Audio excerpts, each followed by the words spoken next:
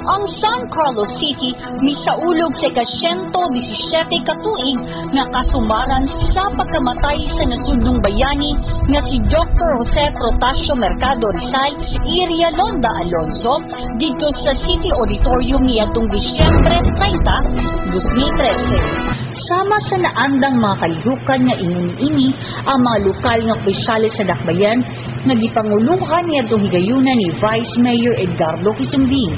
Mihalad ang mga bulak dito sa ilan sa ribulto ni Dr. Jose Rizal. Ang programa ni andam dito sa auditorium gilangkuban sa mga awit, mga nasudnong sayaw o usa ka drama kundula nga gipasundayag bilang pagbalik-tanaw sa kinabuhi ni Dr. Jose Rizal pinagi sa Flesh Performing Arts Club. Ang okasyon sa pagsaulog sa Rizal Day karon tuiga nagdala sa tema nga Rizalismo, sandigan ng kaunlaran, pagkakaisa at kapayapaan.